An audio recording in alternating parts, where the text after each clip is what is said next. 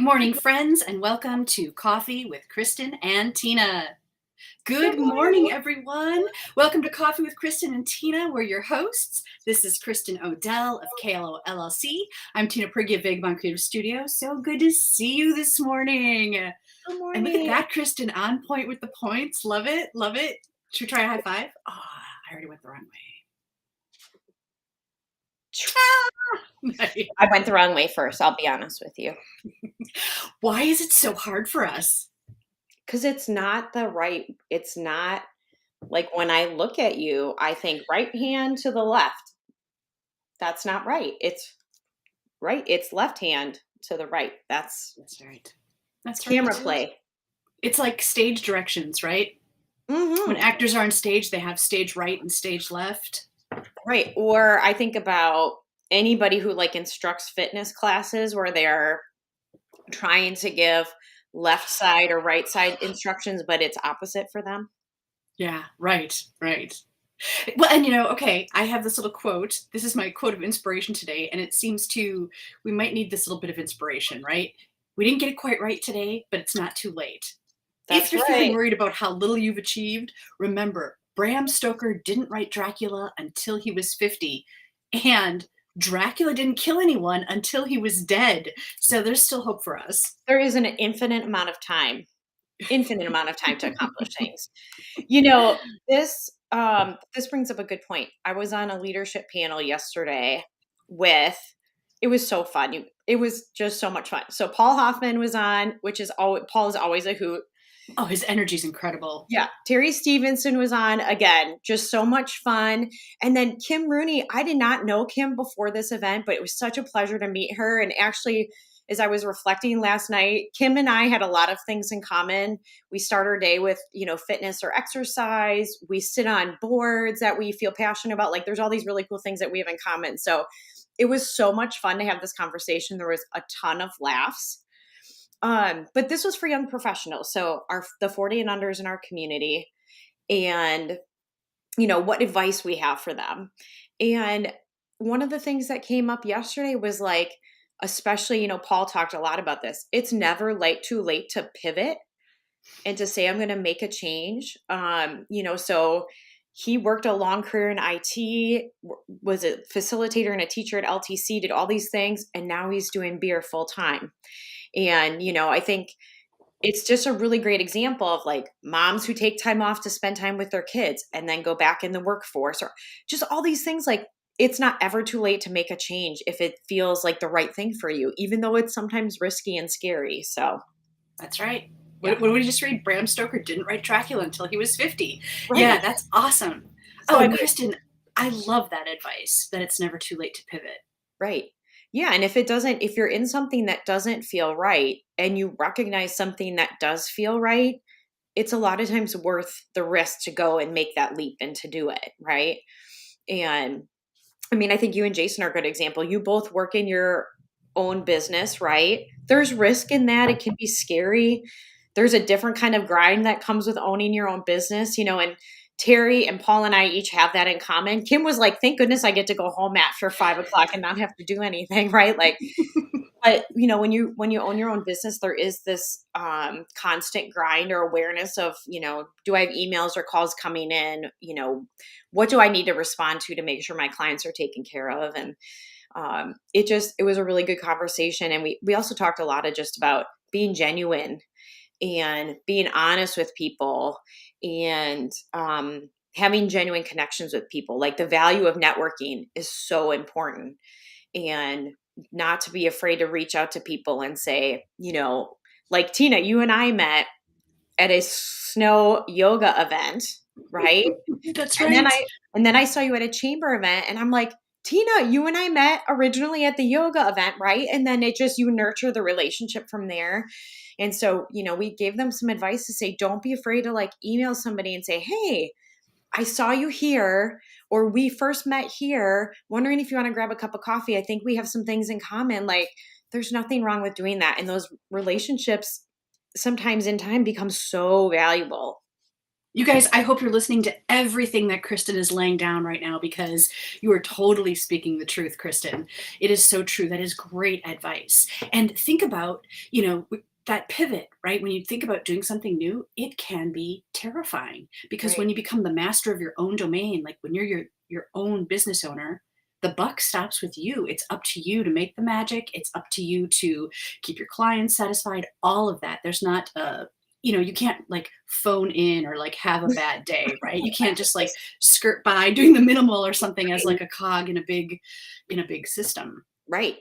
Yeah, and even if you do take a day off, typically you will make up for that on the front end or the back end of having to compensate for, taking that time. And, conversely, like taking time to nurture your mental stability and your physical stability and all things is equally as important. So um it was just a really fun conversation to hear, how everybody, like, the two guys on the panel don't work out, the two females on the panel do work out, like, really.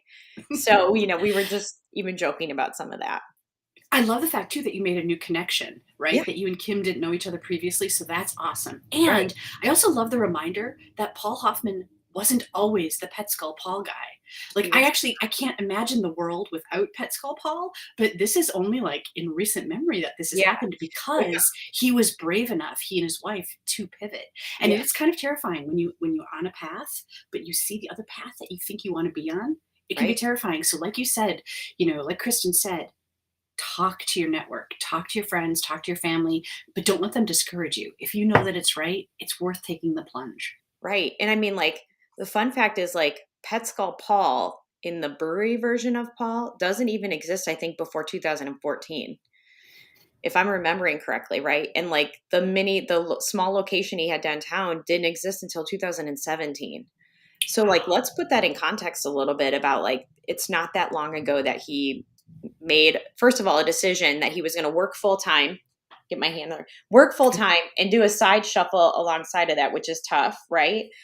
And then now just completely step away from his first career and say, I'm doing this full time. And, that's pretty awesome. So, yeah, and even yeah. Terry, I mean, Terry's a part of a small business that's existed. His grandfather started many years ago. And, there's that dependency and that reliance. Like, there's tradition here that we need to uphold, and we want to continue to grow and be valid in our marketplace. And, yeah, it was really cool. So, Right, but he's also, on the cusp of integrating all of the new technology that exists in the world right. into that older style medium, right? So it's no longer just radio that's happening there.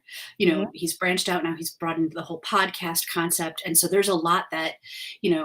he's doing to kind of revolutionize what's happening there. Well, and I think that's the benefic of having multiple generations working under one roof, right? Is you can leverage some of that. You get to balance tradition with new technologies and new ways of doing things. And when you're open to that, pretty cool things can happen. Yeah. So be brave. It can be terrifying, but it can Right. be so worth it. And it's never too late. Like Bram Stoker said, it's never too late. And hey, Dracula didn't start killing people until he was dead. So there's that. Time is infinite in that case.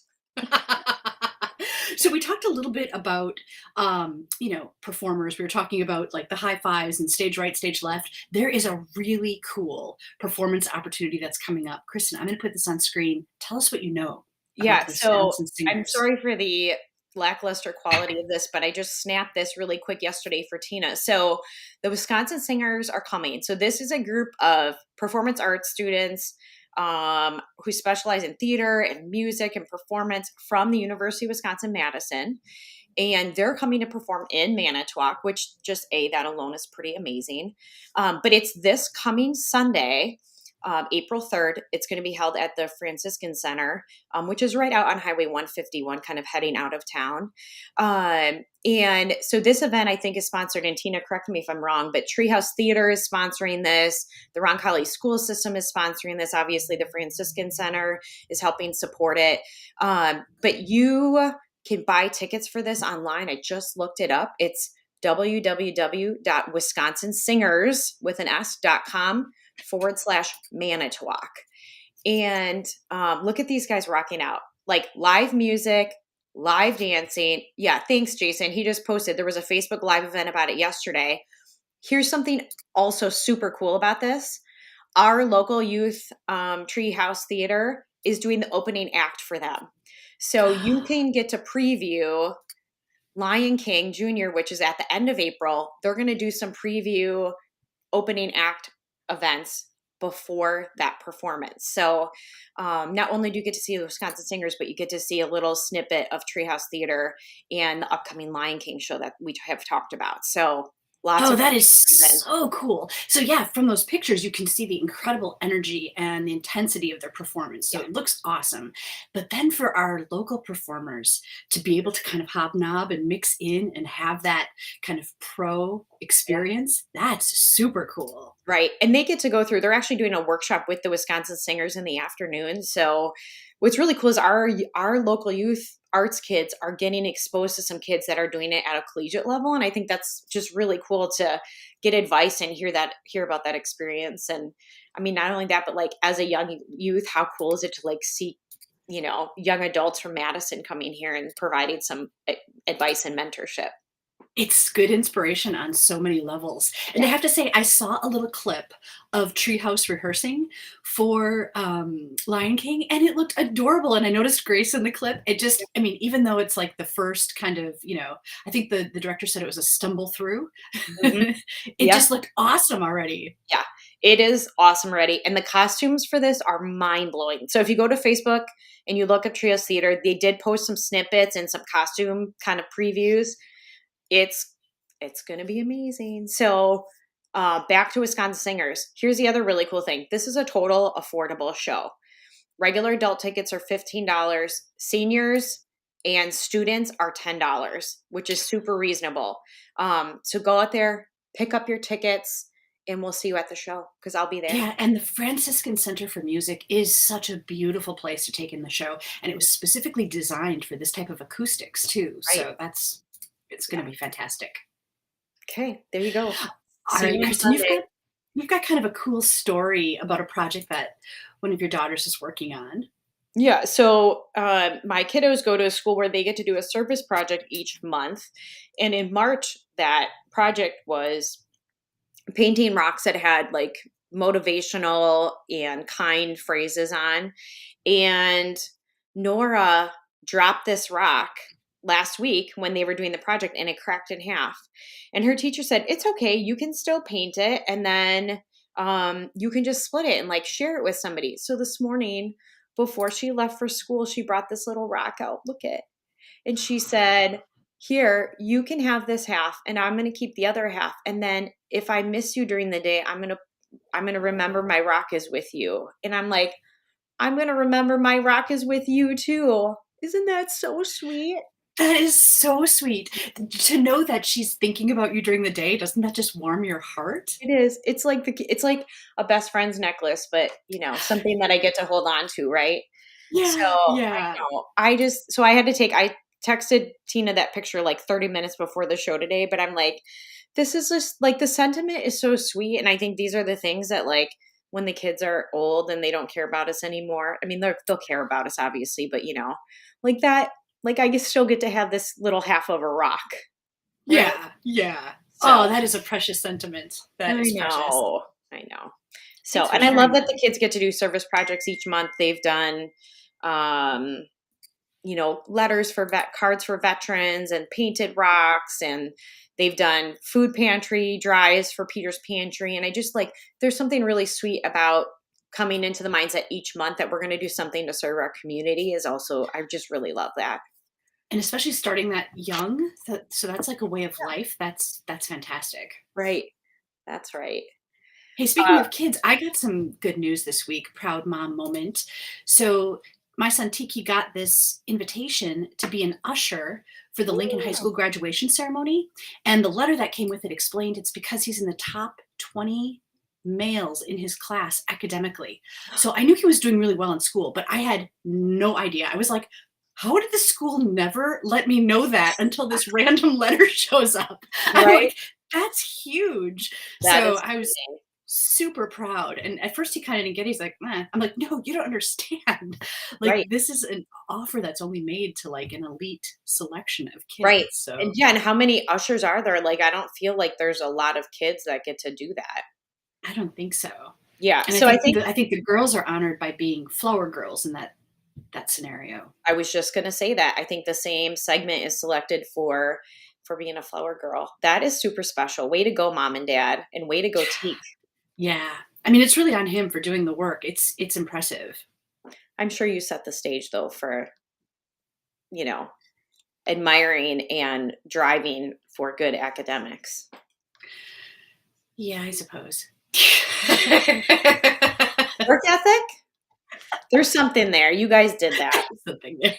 I love that you're being humble about it, but yeah, that's really, really cool. What a special. So did he return the card? Thanks, Steve. Yes, he did. Yeah. As a matter of fact, aw, thanks, Jason. See, I figured that. Thanks, I knew thanks. that, I should say. Yeah, he did return the card. And it's interesting because he's only at Lincoln a couple of days a week because most of his classes, he's doing accelerated classes at Yeah. the UW campus. So he brought it home and I said, okay, well, we can fill it out and you can take it back the next time that you go to school. And so the very next day he wasn't going to school, but he's like, Mom, did you fill out the card yet? So he was totally on top of it. Nice. Well, that's really cool. And I think do they wear tuxedos for that? They are issued like a red Lincoln tie, and then I think it's like a white dress shirt and black Hmm. slacks. Nice. Well, that is cool. So we'll look forward because you normally cover some segment of the Lincoln High School graduation anyway. Well, it's hard to say normally because with the pandemic the last That's 2 years, true. everything's been so Different. this will be really, nice to have it again. I agree with you. That's really, really cool. Well, congrats, Teak. Well deserved. Thanks. Thank you. Hey, tell us about this cool deer picture. Where's this? So, full disclosure, not Manitowoc County. The kids were off of school yesterday, and so my girlfriend Audrey and I took our kids down to Kohler Andre State Park in Sheboygan, and so there's like this awesome wooden plank hiking trail, like walking trail, that just goes through these sand dunes. It's so beautiful because it's like one side is kind of like this view, a lot of pine and sand and things like that, and the other view is like Michigan. And so you, as you hike kind of up and down the little drifts, you can peek and see Lake Michigan, and then it'll kind of go away, and then you can peek up and see it again. And so we're walking, and there's a herd of probably 7 or 8 deer, like 30 feet away from us, and looking at the kids and, talking. And it was really, really cool. So Grace actually snapped this picture. Good And job, we just got Grace. to, we just got to sit and watch them. Like, it was so cool. And they were hanging. It was midday. It was like 2:30. I'm like, what are these? These are nocturnal animals. They're supposed to be sleeping at this time of the day. But yeah, isn't that cool? Yeah, it always feels so special when you get a chance to glimpse a deer, but especially Right. if they stop long enough that you can just really observe them. Yeah. They were like hanging out. They were like looking over the bushes at us, and just it was So you so think they were having the same conversation? They're like, "Dude, look at those people. right. And some of There's the little kids are ones like, too." "Mom, give me your phone. Give me your phone." I'm like, if you keep yelling, they will run away. They're like, "It's your fault that it's your fault we didn't get more pictures." And we're like, "We were not yelling. You were yelling. There's a difference here." Right, right. But yeah, it was really cool. It was chilly yesterday. Okay, what did Steve say? Yes, you should go in the summer on that trail with the different elevations you're at. There's a temperature change. We felt that even yesterday. What? So sometimes when we were kind of up on the peaks, the wind off the lake was really cold, and I'd have like my hood up and my jacket up, and I had mittens on. And then we'd kind of get down in the little valleys, and then the sun was shining yesterday. It was really nice. Then I'm like taking my hood off, taking the other hood off, taking mittens off. Like, it was definitely like that. And then there's a segment that kind of crosses the road, and it's in the woods. There's a little amphitheater. The kids played in there for probably 20 or 30 minutes, just kind of goofing around on the stage. And it was beautiful in there because the trees were blocking the wind off the lake. So, So what kind of elevations? I mean, probably nothing mind blowing, 50 feet, but it's enough that like you get up and you can catch the wind. And then when you come back down, you're blocked from the wind. So you just, like I said, you see those beautiful landscapes and all that kind of stuff. And Oh, so I had no idea. So it's a state park? it is a state park. So Yes. is it kind of like Point Beach? There's a fee to go in? There is a fee to go in. Yes. So we bought our annual state park pass yesterday, $28. Because we have some camping trips coming up that we know we're going to be going into our state parks anyway. Um, Yeah. but I think it's $8 for a day pass. Which Yeah, again, we've cool. gone, like Steve said, we've gone in the summer and hiked that. I think that trail is like 2 miles from the nature center to this kind of end spot and then back.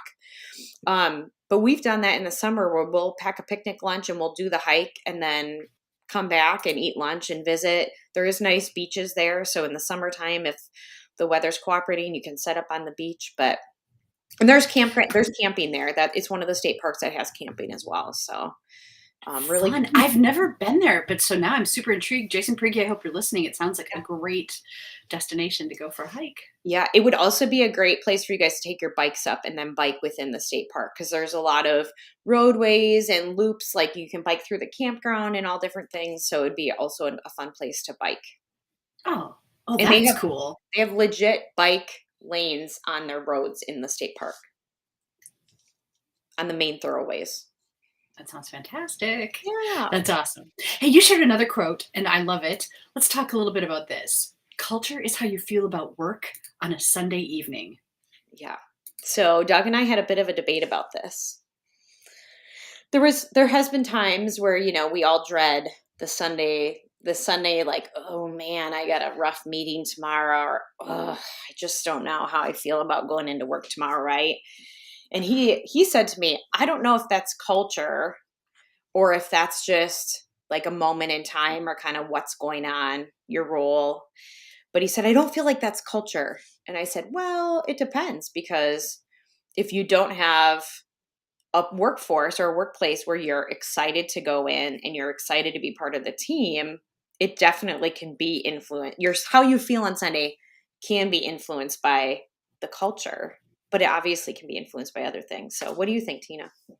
I definitely think it's reinforced by culture. You always hear like, "Oh, you've got a case of the Mondays," or, "Oh, I still wish it was Sunday." There was that Right. whole Bangles song that was popular in the '80s, "Wish it were Sunday." It's just another manic Monday, right? Keep singing. Um, but a lot of that is culturally reinforced, right? Through songs, through commercials. Think of what a zeitgeist it was, the whole Mike, Mike, Mike, Mike, Mike, guess what day it is, right? Mhm. Everyone Right. knew that Wednesday was hump day because it's reinforced culturally. Yeah. So I think there's something to that. Right. I mean, there's a cycle to the week, right? We all live for the weekends and hustle for the weekends. And um, see, Jason just said, your Mondays don't suck. Your job does. Right? Like Yeah. I think that was kind of Doug's point was it's not just culture, but it's like if there's something that's off about your role, regardless of what it is, it could be you, it could be the culture, it could be the physical actual job you're doing, it could be so many different things. But if there's an element of it that's not quite right, then Mondays are not as fun. Right. But if you do find yourself in a position where Mondays fill you with dread, like so much so that you're like, oh my God, it's Sunday, which means tomorrow is Monday. And you know what I mean? If it brings a person into that spiral, that's definitely a situation where I would suggest, taking a long, hard self Suggest a evaluation. pivot. Yeah, exactly. Yeah. Exactly. Well, and I think that's a good, I would also say just as a HR practitioner, like if that's how you feel, you need to reach out to a leader and say, I'm struggling here and here's some of the reasons I think why. And I like be transparent about that because there's also often opportunities to make adjustments in what's happening to help drive satisfaction and, like how excited you feel about work. Like you want things that you're excited about. There's an opportunity typically within organizations to adjust things to allow employee to feel more appreciated and excited about their work, right? It also is an indicator that like if your employer doesn't respond to that well, or they are like, too bad the job is what it is, then that's an indicator of like, okay, maybe I need to think differently about what I'm doing. And it's not beneficial to an employer to have an employee mismatched in their position, right? No. So I think it's to everyone's benefit to do like what Kristin is saying, Yeah. to have that conversation, Right. which is not an easy conversation to have, but No, and I think it also is like Stephen, I totally agree. Have right. you seen that movie, Kristin, Office I've Space? never seen it all the way through. I've only seen it, I've only seen it here and there. So, um, yeah, That's I a need to sit classic. down and watch the whole thing all the way through. That's the truth. Yeah. But here's the other thing. If you go and talk to your employer and you say, "Hey, I'm really struggling. Here's some things that maybe just I dread doing or isn't like doesn't fill me up. Here's some things I think might fill me up, or do you have ideas?" And you have this interactive conversation. If nothing changes, then if you come and you give notice to your employer, they should not be shocked, Right. right? No surprises. And that goes both ways. And I think that, employee transparency and being able to share where they're at is really, really important. Yeah, absolutely. Absolutely. Before I pivoted, I can remember there were some times where it would become Saturday and I would already start dreading Monday. You know what I mean? So then Right. the whole weekend that you in theory worked for is already Right. blown because you're already dreading the Monday. So like Right. that is a definite red flag that something needs to change. Yeah, you literally miss out on the elements of your weekend when you should be resting and recovering because you're already anticipating what the morning will bring. Right. And life is too short. Like literally these moments that we're sharing together right now, this is like the memory. This is like life in progress. And Right. so you don't want it to be filled with dread. You don't want it to be something awful that you're always fighting against. Right. Like every Tuesday morning, I'm so excited to talk to Tina, and I feel so blessed that I get to spend a half an hour with this awesome woman. I'm pointing the wrong way. Her. Ah, I pointed. Darn it, darn it, darn it. Like, Right. really? With you and with all of you. Thank you so I much for know. watching. Thank you for chatting. This is like just so much fun. Okay, so you had one other topic we should close on. Maybe this will steam up some heat at the end. Well, I love Kristin. Let's see if you can guess what we're talking about. When I mentioned the topic, Kristin said, I totally would want Doug to do the same thing on my behalf. And I said, Jason said the same thing. So, Any guesses? yeah, what are we talking about?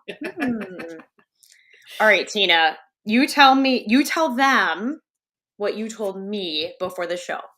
I said, I was disappointed that, when you see the Oscars, it's always actors that are, kind of grandstanding, right? They make a speech on behalf of something that needs to change, something that needs attention, right? And then now violence has become a part of that, right? There was this whole slap incident, and I was, debating how I felt about that. And Kristin said, "Oh, heck no! I would totally want Doug to stand up for me like that." Yeah, like I want my husband to be the guy that gets upstage and throws a punch and like defends me. Like that's my man. That's my man up there defending me. That's like, yeah. Yeah. I'm So we've just got gonna just do a this for Will Smith. quick They have a unique minute. marriage. They've been in the news other times, but I'm with you, Will Smith. You defend your wife. I don't even know if it's real. Thoughts, you Full guys? disclosure, I did not even watch it. I did not watch any of it. I haven't actually watched the video clip myself, but because it's everywhere, they've talked about it on the radio and you said social media, like it was everywhere. Yeah. I can't even imagine that situation. So I totally don't think that jokes should be made at another person's expense, right? It's not funny to degrade somebody or totally insult somebody for a chuckle. So I think that the comedian could have done a better job there. But on the other hand, I can't imagine being Chris Rock. You're hosting the Oscars and randomly this guy comes out of the audience and like slaps you. He was a complete pro how he kept going. I mean, I think I would have like, I don't know, crumbled to the stage maybe, like to have the composure where he's like, what? And he just like introduces the next thing. It was pretty crazy. I mean, it wasn't totally random, right? I mean, you don't expect somebody to come out of the audience, maybe Right. Kanye West, but you don't expect somebody to come out of the audience and do just something so unexpected like that. But there you go. That I was a total pivot, right? I really hope that like I hope at some point we get insight on whether this was really real or this was staged. But in either case, defend your woman until the end of time. Chivalry is not dead. Yeah. Look at Jeff's comment. Best comment I saw was, if it wasn't for the slap, I wouldn't have known the Oscars happened. Right on. Yeah, that is totally right on, Jeff. You're absolutely right. You're right. The only reason I knew it was going on was because stuff about the slap started coming across social media, and I was like, Right. wait, what? Yeah. So I mean, funny. and that's like, I'm sure there's a lot of reasons why people maybe don't watch. It's not our thing to watch. Most of the time, I don't have time to watch movies, first of all. Second of all, there's typically some somewhat or highly inappropriate dance moves that are on the television that my young daughters don't need to practice. And so, yeah, we just don't, it's just not on the radar for us. So I agree, Jeff. Well played. Well said. Yeah, well said. I think that's the perfect place to wrap it up. Thanks everybody for joining us today. Kristin, as always, it's a pleasure. You've been watching Coffee with Kristin and Tina. We will see you next time, everybody. Take care. Bye, guys. Have a good day.